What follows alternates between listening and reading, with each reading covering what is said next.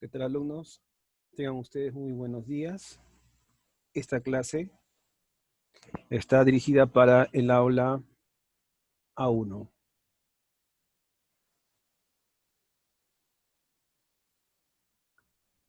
Esta clase, va dirigida para el aula A1.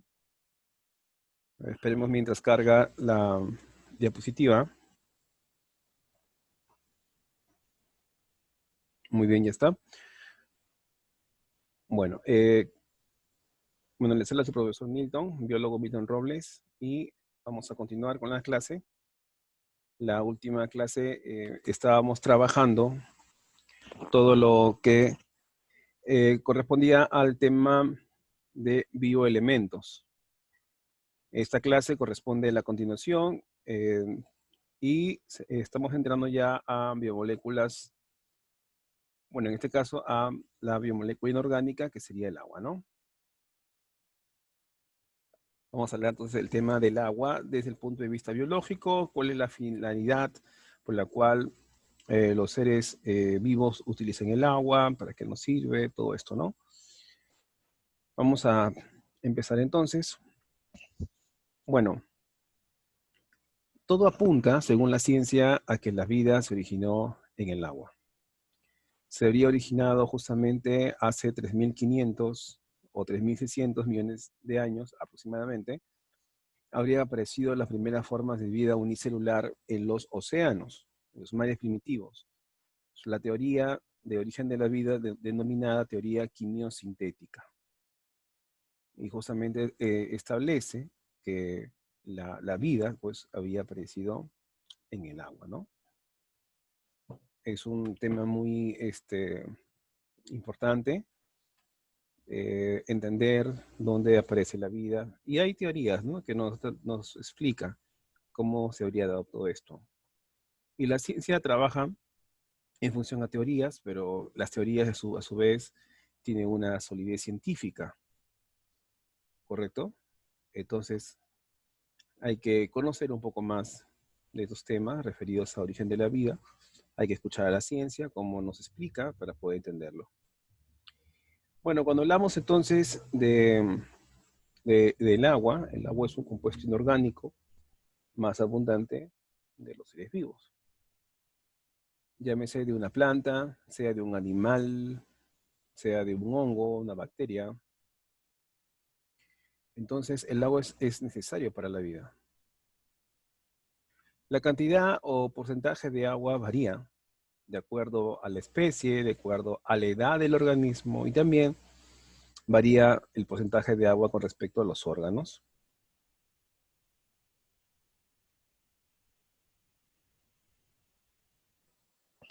Muy bien, entonces, por ejemplo aquí, en esta diapositiva estamos observando el porcentaje de agua que presentan las medusas. Estos invertebrados, por ejemplo aquí, tienen un 99% de agua, que corresponde al total del porcentaje de agua en su organismo. O sea, el 99% de toda la masa, o de todo el peso, ya para hacerlo más rápido, de una medusa, aproximadamente el 99% es agua. Y acá podemos observar una imagen, ¿no? Acá he puesto una figura. Ahí, usted puede observar. ¿Correcto? De una medusa. También podemos aquí, por ejemplo, las esporas y las semillas presentan un contenido de agua, un porcentaje de agua menor, ¿no? Presentan un 10 a 20% de agua. Y aquí estoy mostrando en esta imagen, por ejemplo, estamos observando las esporas tomadas con un microscopio electrónico, por ejemplo. Estas estructuras que parecen huevitos serían las esporas de los hongos, por ejemplo. El humano también tiene su porcentaje de agua. Aproximadamente el humano tiene un 60% de agua, aproximadamente. Las plantas presentan un porcentaje de agua del 90 a 95%. Los peces, 80%.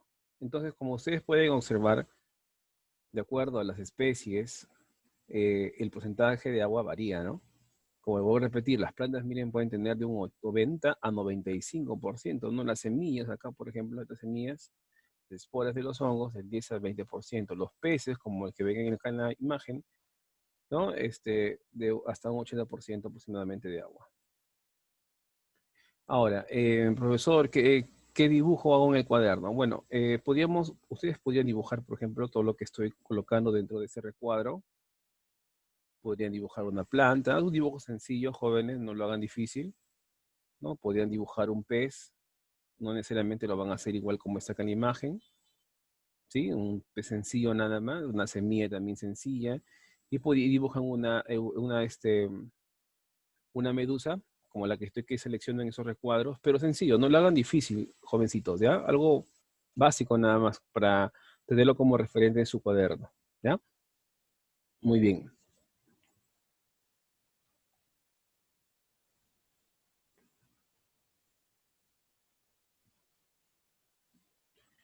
¿Cómo vamos a encontrar el agua en los seres vivos, ¿no? Formas de agua. ¿Cómo encontramos el agua en los organismos? Bueno, para este caso vamos a ver que tenemos el agua, conocido como agua libre. Tenemos el agua libre o agua circulante. El agua libre o agua circulante se encuentra en forma molecular. ¿En dónde? En los fluidos corporales. Por ejemplo, puede estar en la sangre. El agua que forma parte de nuestra sangre es un tipo de agua libre. Entonces, en los seres vivos vamos a encontrar diferentes tipos de agua, ¿no? Por ejemplo, estamos hablando en este momento del agua libre. Ahí está. Bueno, esta agua libre, ¿por qué es importante? Porque en esta agua se llevarán a cabo justamente procesos metabólicos. Esta agua interviene en los procesos metabólicos. Y en los fluidos corporales, el agua libre actúa como un solvente, o sea, va a disolverse ciertas sustancias en esta agua. Por ejemplo, nuestra sangre contiene agua. Y en esta agua se encuentran disueltos ciertos materiales. Por ejemplo, puede estar disuelto la glucosa, ¿no? Algunas proteínas, por ejemplo, ¿correcto? ¿Sí? Entonces, el agua libre es aquella agua que se encuentra, por ejemplo, circulando en los fluidos corporales. Por ejemplo, podemos hablar de la sangre, ¿no? ¿Ya? Correcto. Podríamos también citar, pues, el agua que se encuentra en el citoplasma. El agua que se encuentra en el citoplasma, entonces, esta agua también sería el caso de agua libre, ¿correcto?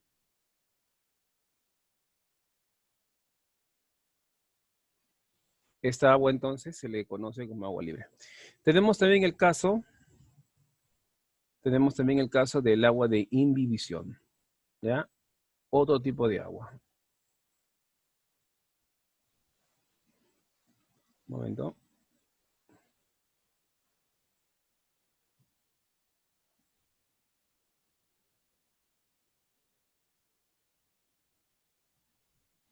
El agua de inhibición, como ustedes pueden observar, también se le conoce como agua ligada. Ahora, ¿por qué se le denomina agua ligada? ¿No? Bueno, se le llama agua ligada porque esta agua se encuentra unida. Estas moléculas de agua se encuentran unidas a otras moléculas, ¿no? Y por esa razón se le denomina ligada.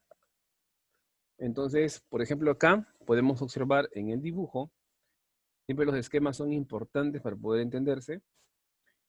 Acá tengo una proteína, por ejemplo. Toda esa bolita grande corresponde a una proteína. Y aquí, señalándose, están las moléculas de agua. Entonces, las moléculas de agua se encuentran unidas a la proteína, como ustedes pueden observar acá en el dibujo, ¿no? Entonces, al estar rodeando esa proteína, están unidas y aquí corresponde al agua ligada.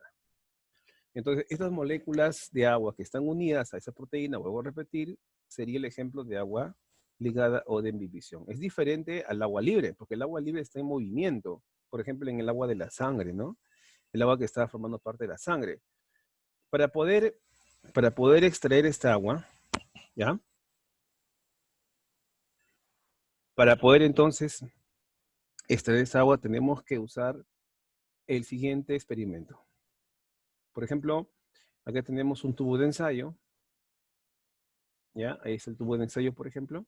En el tubo de ensayo podemos colocar trocitos de carne, ¿sí? Como ustedes pueden observar aquí. Y a continuación, ¿sí?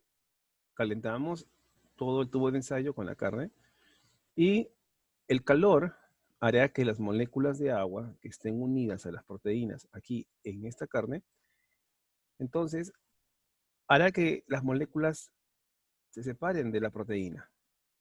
Ese calor va a romper esos enlaces que mantiene unido a la proteína con las moléculas de agua. Al romperse, las moléculas de agua se liberan. Al liberarse las moléculas de agua, nosotros observamos el desprendimiento de vapor de agua. Esto nos está indicando que las moléculas de agua ya están dispersándose. Esas moléculas de agua ligada o de imbibición ya se están liberando. Entonces el agua de imbibición o agua ligada es un agua que es de difícil extracción. Ya vamos a agregarlo esto por acá.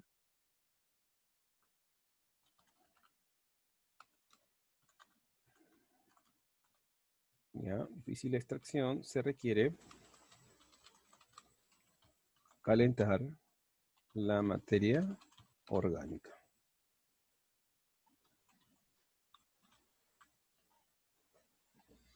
Entonces, para extraer esta agua, entonces lo que se necesita es calentar la materia orgánica.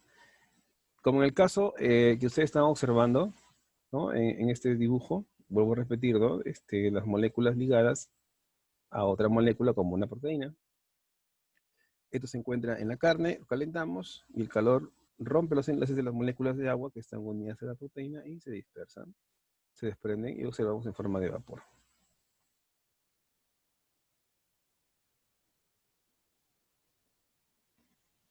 Muy bien, continuamos.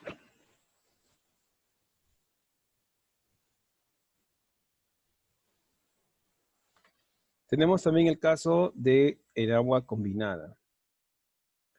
El agua combinada, o también se le conoce como agua metabólica. Esta agua combinada se caracteriza porque justamente aparece durante las reacciones químicas. Esta agua es un producto de ciertas reacciones químicas que suceden en el organismo. Entonces, ¿de qué estamos hablando? Estamos hablando de aquella agua que aparece como producto del metabolismo.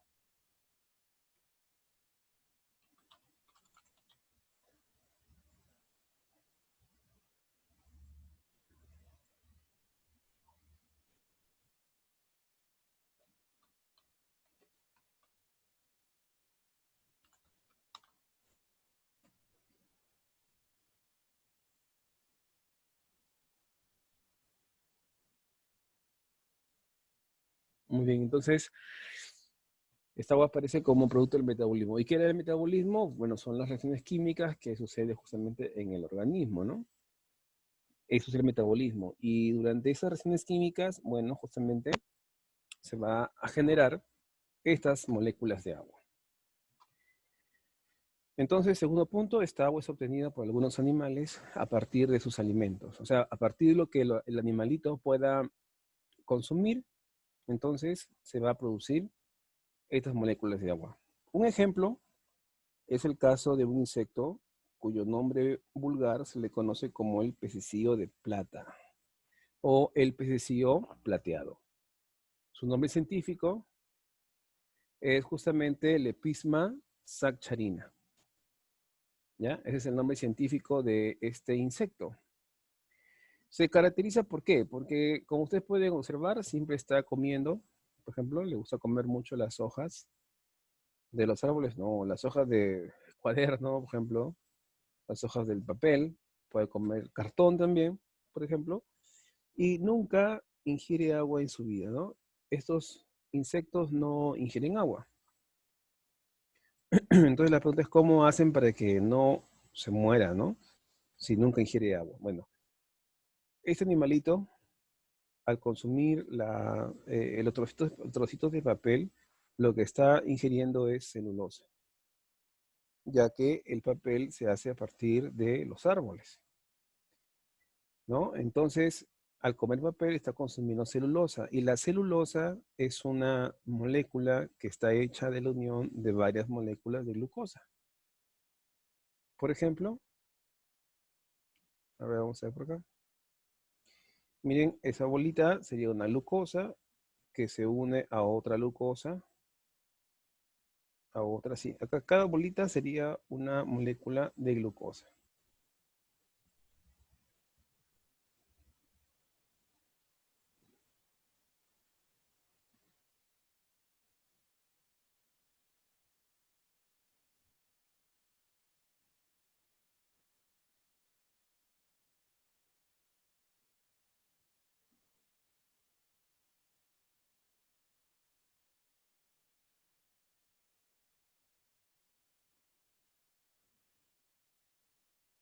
Muy bien, ahí está. Entonces, jóvenes, lo que acabo de dibujar, ya, esto de acá, sería toda una molécula de celulosa. Y cada bolita es una molécula de glucosa. Entonces podemos entender que la celulosa está hecha de glucosa. Vamos a indicarlo para que se entienda todo eso.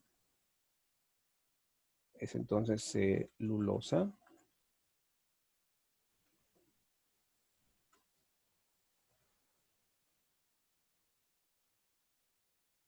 Esto, ¿ya?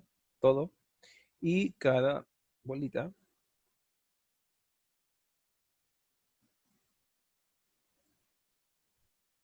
es una molécula de glucosa. Entonces lo que hace este insecto es comer trocito de papel.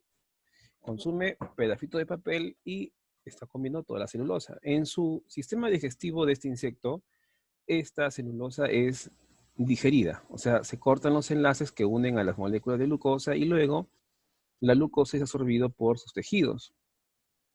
De tal manera que la glucosa, cuando ingresa a la célula, experimenta un proceso de respiración celular.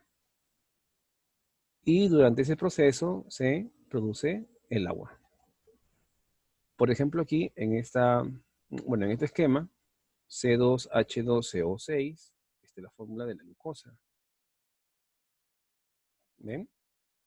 Glucosa. Ahí está, la fórmula química de la glucosa. Y esa glucosa va a reaccionar con el oxígeno, produciendo dióxido de carbono y agua.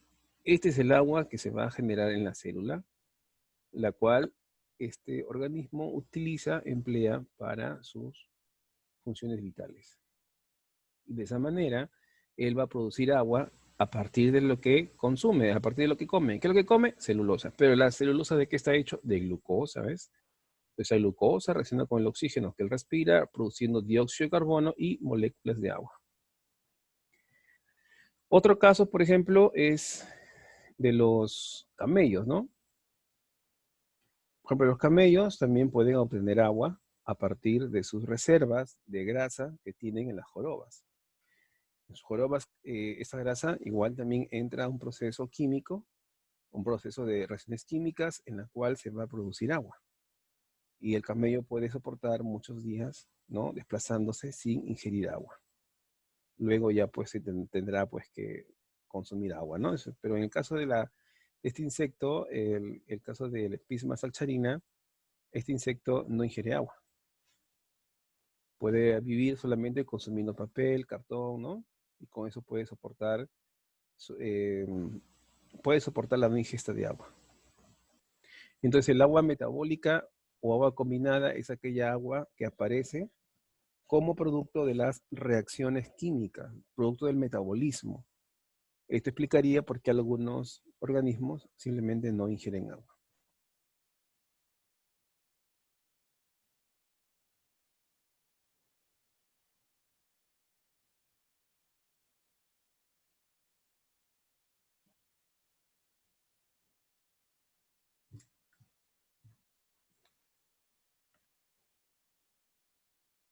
Vamos a ver ahora la distribución del agua corporal. Bueno, como les había mencionado, un 60% en porcentaje del cuerpo de los seres humanos es agua. Aquí, por ejemplo, podemos entender, a ver, 60% de nuestro organismo está compuesto por el agua y el otro porcentaje restante, 40%, corresponde a sólidos. Por ejemplo, puede ser los tejidos, los músculos, los huesos, todo. Proteínas, todo. ¿Sí? Ya, ahí está bien entendible. Ahora, de este 60%,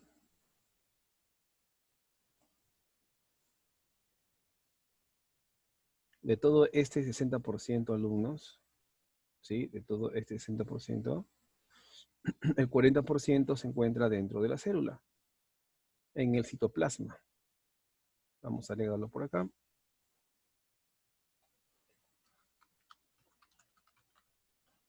Ahí está, a nivel del citoplasma.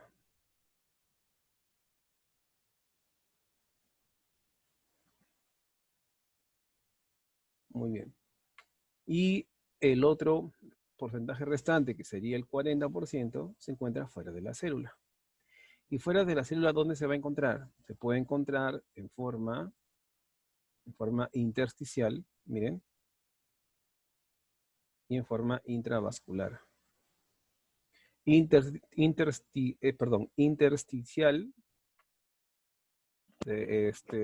perdón, intersticial, ¿cómo se encuentra? Vamos a ver por acá. Por ejemplo, tengo acá una célula. Acá tengo otra célula, miren alumnos, otra célula, por acá otra célula.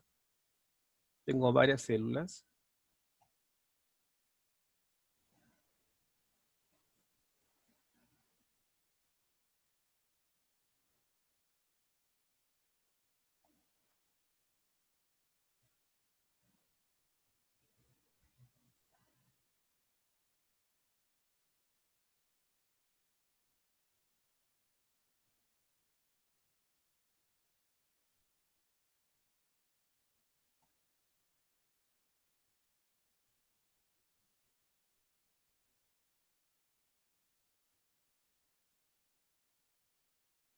Muy bien, ahí tenemos el esquema. Esto también lo tengo acá abajo, pero quiero explicarles aquí, aparte, para que tengan mejor entendimiento. Ahí tengo las células, lo amarillo es el núcleo, y entonces ese medio intersticial, que sería entre las células, sería aquel medio líquido, aquel fluido, que está justamente rodeando a las células. Por ejemplo, este sería, miren, ¿ven? Este es el medio intersticial, ¿ya? Ahí se puede observar, miren, ¿ven? Está rodeando a nuestras células, ¿no ven? Las están bañando, ¿no? Ese líquido está que baña las células, están rodeando las células.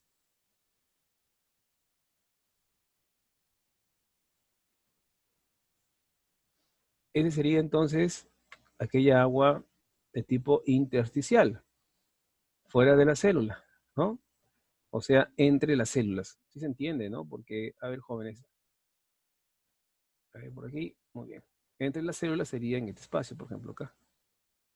¿Ya? Ese es entre las células. Y entre las células hay justamente ese líquido, ¿ya?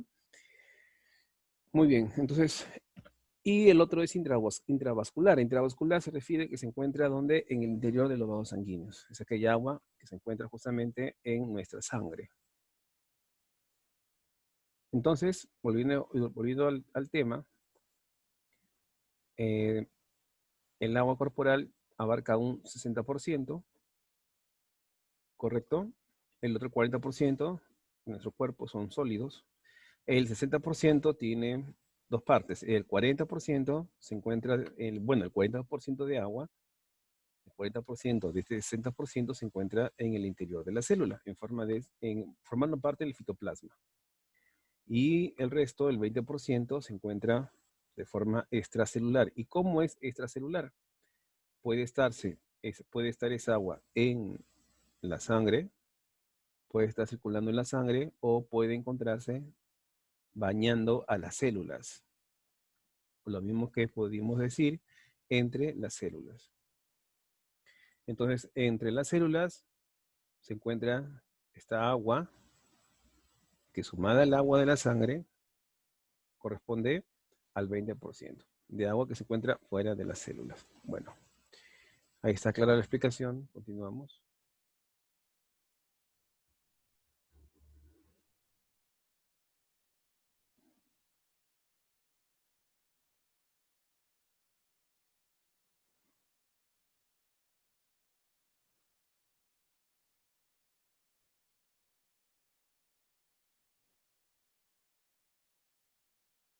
Vamos a ver ahora la estructura del agua. El agua está formado por dos átomos de hidrógeno y un átomo de oxígeno. Acá en la figura, así de una manera sencilla, no hay que verlo esto difícil, podemos observar nuestro átomo de oxígeno y acá los átomos de hidrógeno. El átomo de oxígeno establece un enlace químico con el átomo de hidrógeno al compartir mutuamente un electrón. Por este lado, el átomo de oxígeno también establece un enlace con el átomo de hidrógeno, ¿sí? Formando justamente el enlace llamado enlace covalente. Entonces, el átomo de oxígeno forma un enlace químico con este átomo de hidrógeno y por este lado también. De tal manera que ahí puedo observar un átomo de oxígeno y dos átomos de hidrógeno. Ese enlace químico se conoce como enlace covalente. Agregamos por acá.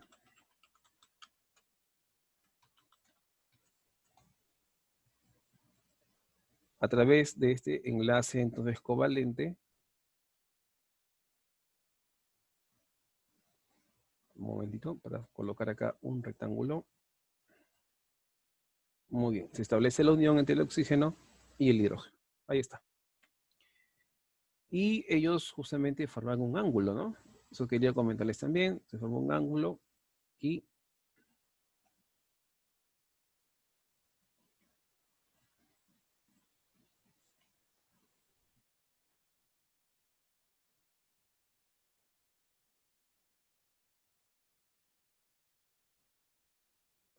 ese ángulo que se forma entre los átomos de oxígeno y de hidrógeno es un ángulo de 104.5 grados. Podría ser una pregunta para el examen posteriormente. Eso hay que tener en cuenta. Muy bien. ¿Qué más debemos saber? Si yo quiero romper este enlace covalente, entonces el enlace covalente debo suministrarle 110 kilocalorías. O sea, 110 por 10 a la 3 calorías para romper este enlace y liberar el hidrógeno. Ahora, en esta molécula de agua sucede algo muy interesante. Los electrones, que por química ustedes alumnos deben saber, es algo muy básico, tienen carga negativa. Los electrones suelen agruparse en esta región que estoy indicando del átomo de oxígeno. ¿Ya? En esta región se están agrupando los electrones, se concentran en este lugar, y como los electrones tienen carga negativa, entonces esta región de nuestra molécula de agua presentará ligeramente una carga negativa. Por este lado que estoy señalando, observen por favor. Un momento. Ya. Por aquí, por ejemplo, van a predominar la carga positiva que se encuentra en el núcleo del átomo de hidrógeno. Como los electrones de este hidrógeno se están yendo más al oxígeno, quedan aquí libre, ¿no? Queda libre porque el átomo de hidrógeno solamente tiene un electrón. Y como ese electrón se va con el oxígeno, le dice chao al hidrógeno, el electrón pasará más tiempo cerca al oxígeno, entonces esta región del átomo de hidrógeno presenta carga positiva. Y esta otra región también presenta carga positiva. Ahí está.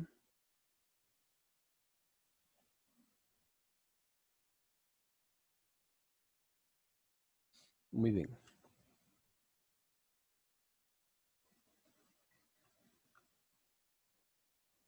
En esta molécula, en el cual se observa un enlace covalente, se le denomina covalente porque ambos átomos aquí están compartiendo electrones, es de tipo polar. De tipo polar.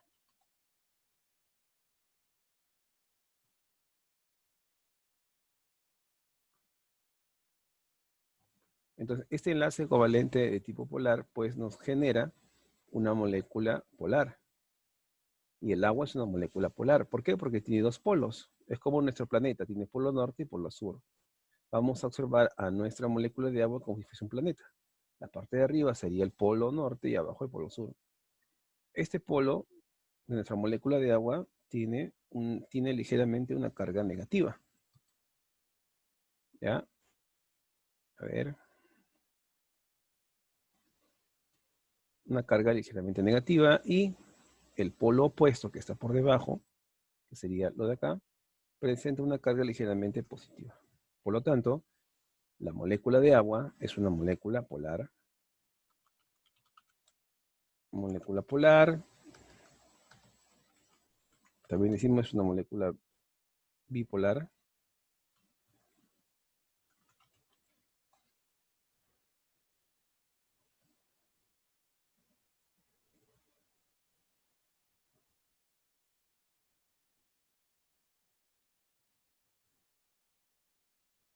Muy bien. Siendo una molécula polar, ¿cuántos polos tiene? Les dije, alumnos, polo positivo y polo negativo.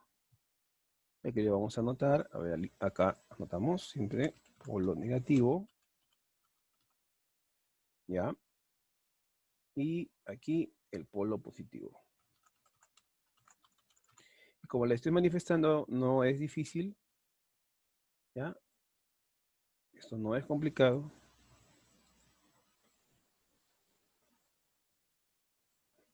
Muy bien. Entonces, nuestra molécula de agua tiene dos polos y se le llama molécula polar o bipolar. Y como un todo, como una molécula entera, se puede considerar como una molécula neutra, por tener una cantidad de protones y electrones idénticos. Pero si analizamos las regiones, habrá una región con carga negativa y una región con carga positiva. ¿Sí? Es como que todo eso negativo y positivo se neutraliza o así. Y presentase una carga neutra. Pero tiene regiones con carga negativa y región con carga positiva. Lo explico así para que se pueda entender, ¿ya? Bueno, acá vamos terminando con la primera parte de este tema muy interesante que corresponde al agua, ¿ya? Nos veremos en la próxima clase. Espero les haya gustado la clase. Cualquier duda que puedan tener, me hacen saber por el WhatsApp, ¿ya? Nos vemos, alumnos. Cuídense.